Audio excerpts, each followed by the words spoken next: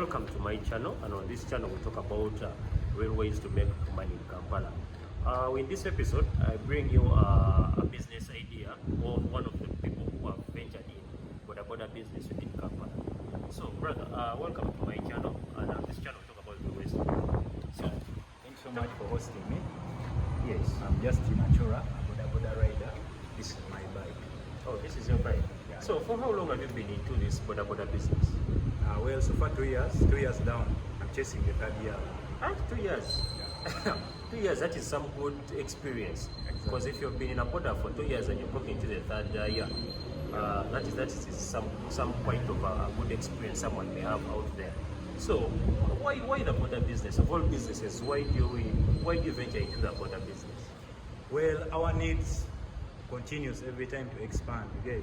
I was working in a company which was paying me a fixed amount of income, but my needs were expanding every time. So I came up with one idea of finding other ways to supplement my salary.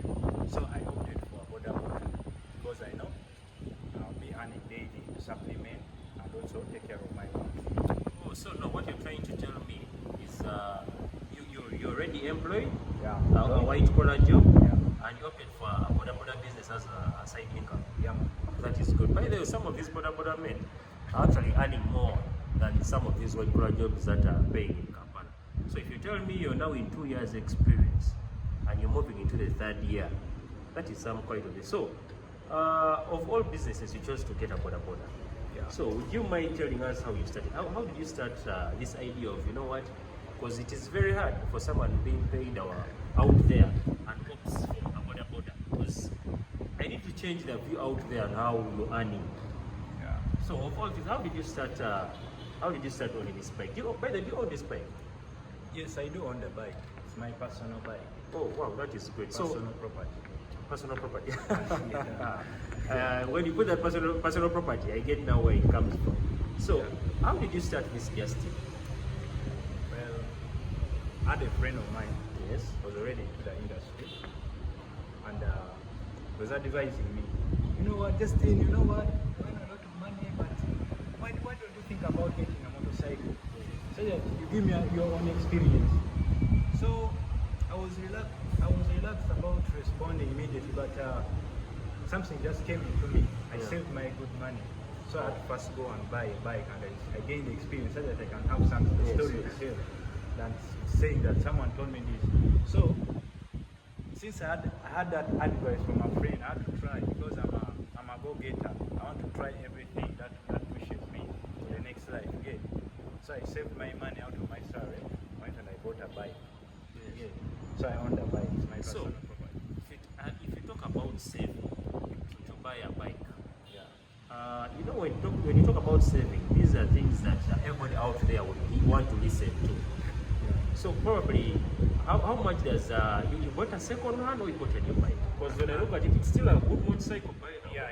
I bought a second hand, but in a good condition. And I said to the second hand bike. Yeah. So like probably give us a hint. How much does an old bike go for? Like for maybe let me say and done in a good condition. Because generally I would also want to start up something, but that is also disturbing. To get a good bike, you need at least 3M. Okay, to get a good bike, but you can get a bike, not a good bike, between 2M and 3M. But if you want a good bike like mine, you should have at least 3M. 3 million. Yeah, just So, buy it, you hit yes. the road immediately. Yeah. So you saved up about 3 million and you are able to buy this bike. Yeah. See, it's still in a good condition, by the way. Yeah. So I want you to take me through when you get that idea of, you know what, I need to start up a Boda business. Why I need to start riding a Boda myself. And you've already said you've told me you've ridden this bike for about 2 years. Yeah, 3 years. 2 years now, right? Yeah. So what does it come? What is your experience now? Like, for example, when it comes to the money making, what times do you start work? Or what time do you start your work by now? On a daily, probably like let's say today is a Tuesday. Yeah. Yes. So how do you start your daily life? What Well, time do you wake up? when I wake up on a specific day, I'll be like, I want to work for this hour. Yeah. Because this Boda riding is not like a white collar job, an office job. You employ yourself, you decide when to work, So It's to make you actually you're boss of your own. yeah, most of my own. So I don't have a specific hours to work in. However, someone outside there watching, I encourage you, if you're riding, you need to wake up early. By this 7, you should be on the road. Because at 7, that's a busy hour. You get, it's a busy hour. People are going to work, people are going to school, you get school kids, you get. So if you want to make money, you need to make sure you wake up early. By 7, you'll be on the road. And then the other thing is that during evening hours as well, you should always be on the road. Yeah. Okay. But through the day, you can maybe have some other things to do. If you're not so much into Boda riding, you have your other things to do to Yeah. push. Okay. So you take that time maybe to do those other things. But the riding hours, 7 in the morning, and in the evening hours around 6 to 8. Yeah. So when you talk about 7 a.m., Yeah. are you trying to tell me this is a rush hour? Exactly. Like you talked of people rushing going for work. So now that pulls my attention again. So from 7, as you told me, you always ready for going to work.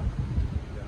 Within that period, like how many trips do you make? Or like you always calculate how many customers you handle? Well, depends on the stage where you're working from, because you can work in a place whereby if I take a client, the same space, like the same place I've taken a client, I'm hoping to get another client going somewhere again. So if you have some side stages like whereby you take someone, get someone at the destination, then you come back again. At least the morning hour between 7 to 10, you should have at least 10 trips. 10 trips. Yeah.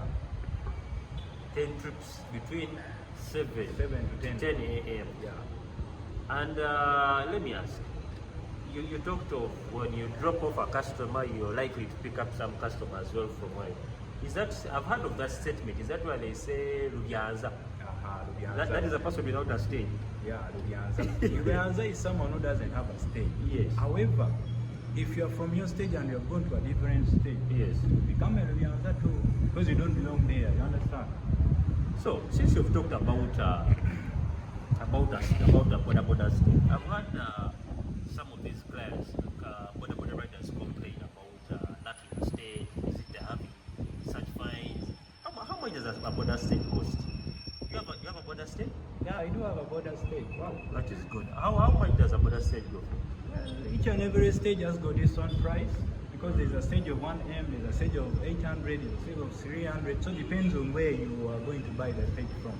Just know, busy places within Kampala, within the city, Yeah. they're a little bit expensive than those ones in the Bifundas. The suburb. Yeah. So I'm talking about, where is your stage? Kawempe stage. Kawempe. Yeah. Okay, now let me give an example, because Kawempe is a Kampala suburb. Yeah. And so I'll give an example of someone, let's say in the city center, let's say around Mega Standard. Yeah. How much, for example, if I needed to start up a Boda business, and my rider tells me, you know what, I need to get a stage around Mega Standard, probably how much can it cost me? You should have at least 1 million. A Boda is 3 million. I'll need a stage of 1 million, that's around within Kampala Capital City Center. Then the ride also, how do you get these customers by now? Like it's like a normal business. You open up your shop and you're expecting a client to show up to buy. So you buy your bike, you go on the stage, you keep waiting. But if you feel like they are not showing up, you are free to move anywhere within, because it's your role to look for customers, not the customers to look for you. You understand? And then the other things about the stage is that this stage money can also be paid in installments. By the way, if you don't have the cash, you can agree with the chairman stage and you pay in installments within a specific period. So that means even if I don't have this 1 million for the stage, yeah, I can still get a stage and I still pay in installments. exactly. Not That's bad. how most people are getting stages now. So let me ask, did you pay in installments or you paid? I may add my money. You're a rich man. I joined fully prepared. I joined when I'm fully prepared to join. So you paid fully cash, 1 million for the stage. That is in Kawempe. Kawempe, you asked me about Mega Standard, but in Yes. Kawempe I paid 500. Which is a little bit in So for years you had the cash Yeah. for the stage. Yeah. That is not bad. So the other thing also I wanted to know, and for the people out there, we also would love to know, like, since you're the Boda rider, Exactly. what routes do you come? Because I know you also have those areas where you feel like, no, this is where I buy. I'll charge this customer different. What routes do you normally cover in town? That you normally cover knowing, at least if I move through this route, I'm sure I'll have to get these customers at this amount of money. Bombo Road from Kawempe to Kampala Road. That route. From Kawempe to Kampala Road. Kawempe, then there is Bombo Road. Yeah. Then they're moving into the city center. Yeah, moving into the city from the city. Go that side of Matuga, you go that side of Kawanda. That is my area, yes. But also move to different places, depending on the order. If I get someone who is going to Banda, definitely I have to take him. If I get someone who is going to Kawempe, to Entebbe, definitely I'll take him. Okay? But the busy road, Kawempe to Kampala, there you never fail to get a client on your way. Okay, so if I also ask you, if I'm moving from Kawempe, Boda stage, and I'm going to Matuga, that is, I believe it's a long trip. Yeah. For a long trip, how much do you charge? Depends also on your bargaining power. I don't have a specific amount I can tell you. You see, the good thing about Boda is, I can charge you 5,000. Yes. And I can charge someone 7,000. Depends on our bargaining ability. Okay. So what if the customer outshined you in your bargaining? What do you do to the customer? Do you take them on or you let go?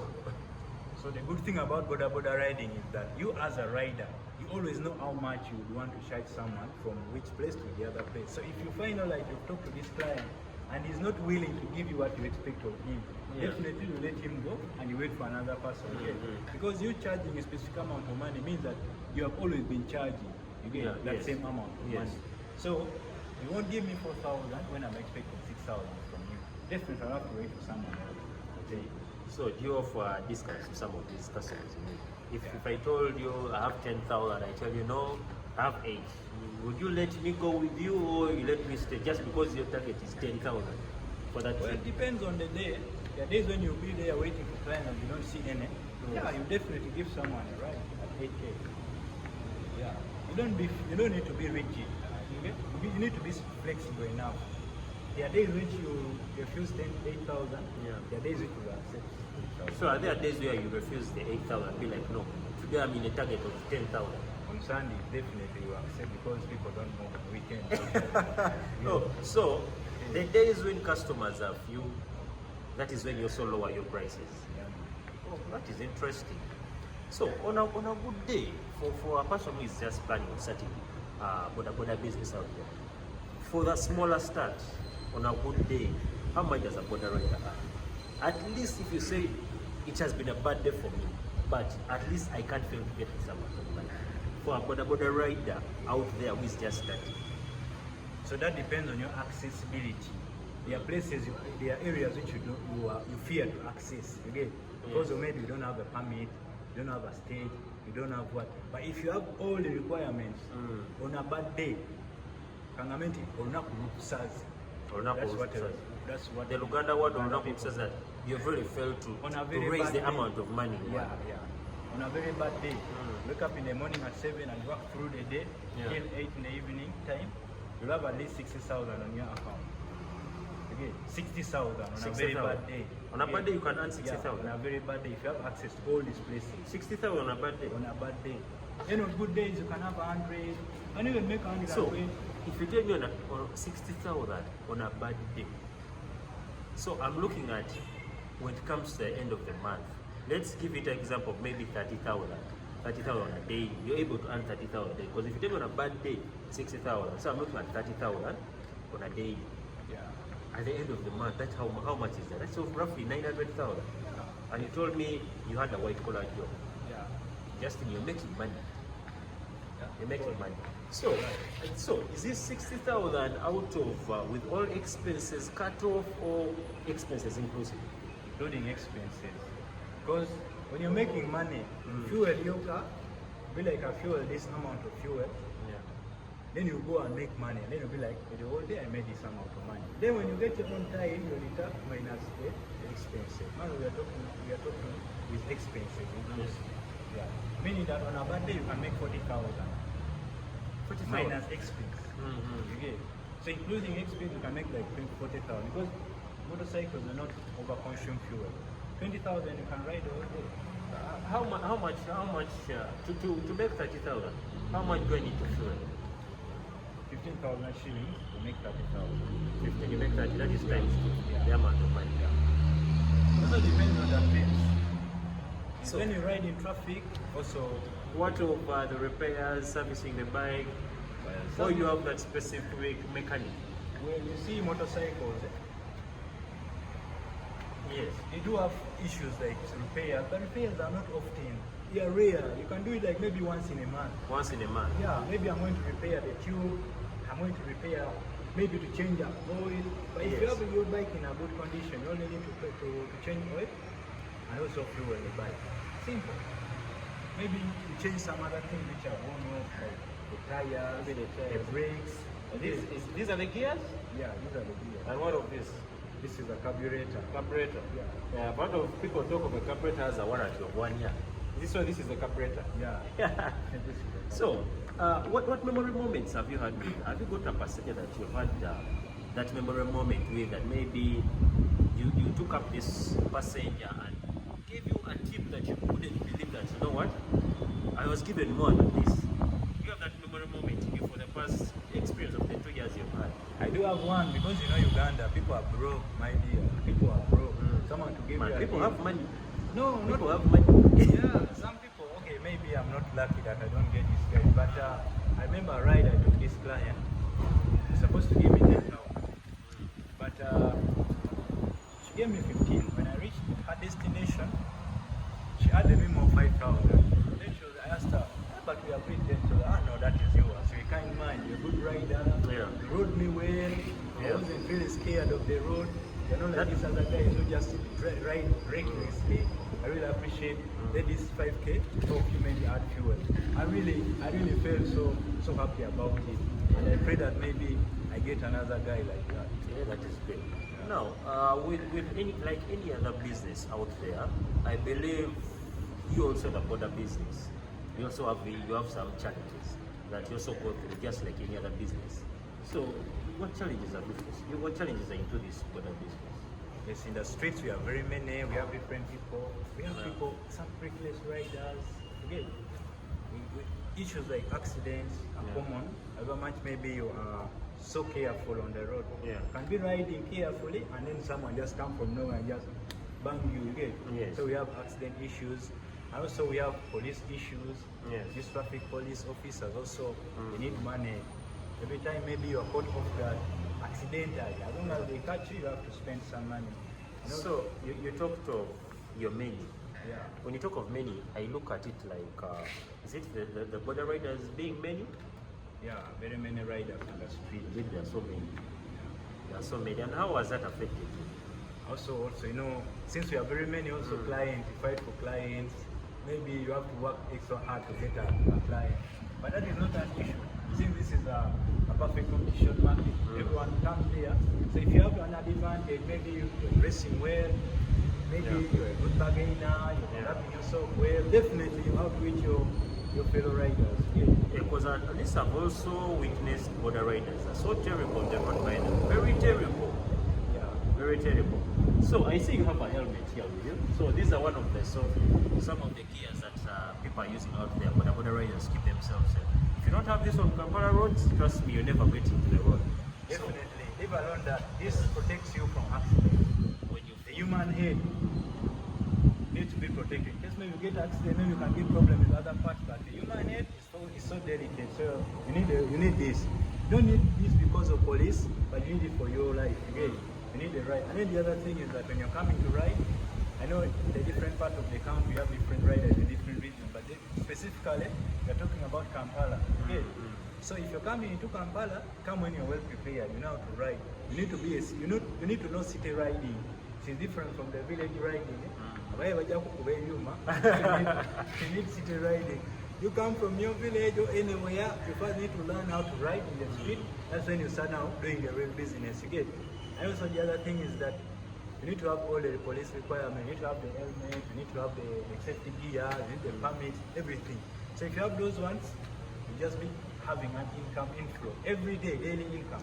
So when you talk about the safety, I need to talk about also the safety tips since you talked about accidents. For someone who is out there who is just starting to ride, I know he's going to save up for the money, buy a motorcycle. And by the way, I've heard of other people who don't ride motorcycles at theirs. They have owners of these motorcycles. How do those boys survive? Well, it depends on If your. you don't own your bike, I'm told there are those who rent these bikes. How do they make this money? Remember, things concerning renting is like a mutual agreement. You can agree on a specific amount of money to give someone. For example, I can be a motorbike owner, Yeah. but have some other jobs. Maybe I want someone to ride and make some money for me. I can give you a bike, we make a specific agreement. I'll be like, every day I need 20,000 for me. Go and make money, do what? I need 20,000 for me. Yeah. I need to make repairs. I need to come every day for inspection to see whether my bike is in a good condition. You also have side people. So let me ask you, if it happens that I bought a motorcycle today, because you've convinced me, I feel so convinced. If I happen to buy a motorcycle today and I need to give it to someone to ride, how much can I tell them that, you know what, I need this amount of money is being sent to me on a daily, or should I say daily, man? Daily. Yeah. So if I give it to someone who is renting out my motorcycle, how much should they be giving me? A new bike, you need in Kampala, you need 20,000. A very new bike. On a daily, Yeah. they need to pay me 20,000 a day. Every day, no excuse. So But 20,000 a 15, daily. 10. At the end of 30 days, that is roughly 600,000, Yeah. which is good money. There are businesses, the offices that are employing people are paying them this amount of money. 600,000. So with the border business, I really see that you're convincing me to get into this. Yeah. If 20,000 daily, and at the end of the month that is 600,000, which is some good business. Yeah. So, Justin, for the youth out there, what advice would you give them? For someone who is out there and wants to start up this business, what advice would you give them? Well, if maybe you have a constraint, money constraint, maybe you have issues with money, there are also companies by there who give motorcycles on loan. You get some little money, you go and get a bike, you ride and you own it. You get it? Yeah. So, fellow youth there, if you're outside there and you don't have a job that is paying you, and maybe you're looking for ways how to survive. You see, this world is all about survival. When you grow up, you become a responsible person. You need to look for ways of how you survive. You start having families. So you can start now to get a bike. If you don't have the money, you can get a bike on loan. You ride the bike, you own the bike. Right? Within 2 years, you'll be able to own the bike. Then you own your own what? Your bike. Then you start doing other things. Yeah. That is if you want to start a business that will be giving you daily income. You have this man here. That is great. So, for those who are out there and still want to see this kind of stories, please don't forget to like and subscribe on this channel. For Justin's case, he has experienced it for 2 years in riding Boda, and he was able to save and buy himself this bike. So, for those who don't have the money and you can't save, he has just told you there are these loan saving schemes that you can get from these motorcycles, the circles, the companies that can always give these bikes on loan. So, please don't forget to like and subscribe.